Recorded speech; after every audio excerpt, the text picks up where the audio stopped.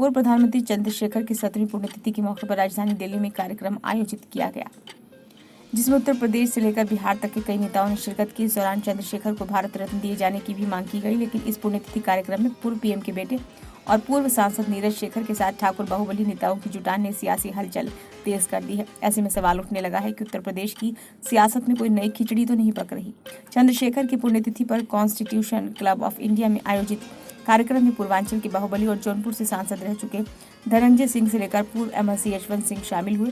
इतना ही नहीं, बिहार के बाहुबली आनंद मोहन सिंह अपनी पत्नी सांसद आनंद लवली और विधायक बेटे चेतनानंद के साथ आए। जनसत्ता पार्टी के प्रमुख और कुंडा से विधायक रघुराज प्रताप सिंह ने भी सोशल मीडिया पर चंद्रशेखर के साथ अपनी तस्वीर शेयर करके नए सियासी संदेश देने की कवायद की। पूर्व प्रधानमंत्री चंद्रशेखर पूर्वांचल की सियासत के बेताज बादशाह कहे जाते थे। 80 और 90 के दशक में चंद्रशेखर को यूपी से लेकर बिहार तक के ठाकुर नेता अपना मसीहा तक मानते थे।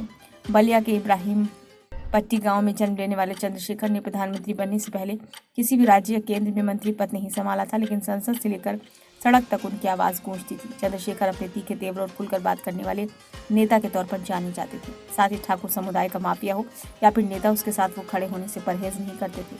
8 जुलाई 2007 को दिल्ली के अपोलो अस्पताल में पूर्व पीएम चंद्रशेखर का देहांत हो गया था। चंद्रशेखर की 17वीं पुण्यतिथि पर आयोजित कार्यक्रम में यूपी से बिहार तक के ठाकुर नेताओं और बाहुबलियों ने शिरकत की। बाहुबली धनंजय सिंह और यशवंत सिंह से लेकर बाहुबली आनंद मोहन सिंह ने चंद्रशेखर की समाधि स्थल पर नीरज शेखर के साथ श्रद्धांजलि अर्पित की। इसके बाद धनंजय सिंह ने चंद्रशेखर के विचार और फैसले से ना समझौता हुआ है ना होगा को कोट करते हुए कार्यक्रम की तस्वीर सोशल मीडिया पर पोस्ट कर दी, जबकि रघुराज प्रताप सिंह ने भी चंद्रशेखर के साथ अपनी पुरानी तस्वीर साझा कर सियासी संदेश देने की कोशिश की है। बिहार के बाहुबली आनंद मोहन अपने पूरे परिवार के साथ कार्यक्रम में शामिल हुए थे। इस दौरान उन्होंने कहा कि चंद्रशेखर से बढ़कर देश में कोई दूसरा समाजवादी आइकन नहीं है। चंद्रशेखर के तत्कालीन मुख्यालय नरेंद्र निकेतन का पुनर्निर्माण उनकी याद में होना चाहिए। इसके साथ ही समाजवाद के आदर्श और भारतीय राजनीति में गरीबों के सबसे बड़े नेता को भारत रत्न से भी नवाजा जाना चाहिए।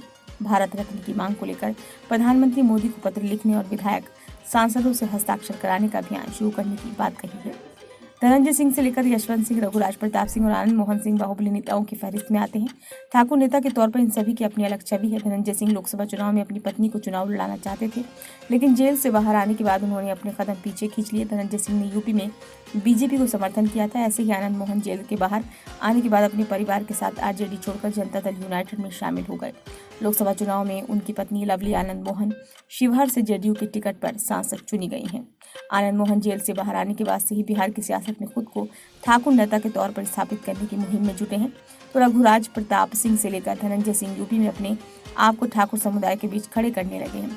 2024 लोकसभा चुनाव में ठाकुर पॉलिटिक्स मुखर दिखी है। यूपी में तमाम जगहों पर ठाकुर समुदाय की पंचायत भी हुई है, जिसमें कुछ जगह पर बीजेपी के खिलाफ मतदान करने का फरमान भी जारी हुआ था।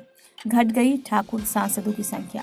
सियासत में कदम रखने के बाद धनंजय सिंह 2024 में पहली बार चुनावी मैदान में नहीं उतर सके, तो रघुराज प्रताप सिंह ने अपने प्रभाव वाली कौशाम्बी और प्रतापगढ़ सीट पर सपा उम्मीदवार को समर्थन कर जिताने का काम किया है। यशवंत सिंह मऊ लोकसभा सीट से बीजेपी का टिकट मांग रहे थे, लेकिन ये सीट सुभाषपा के खाते में चली गई थी। मऊ सीट पर सपा के राजीव राय सांसद बने थे, जबकि चंद्रशेखर के बेटे नीरज शेखर बलिया लोकसभा सीट पर सपा उम्मीदवार सनातन पांडे से हार गए।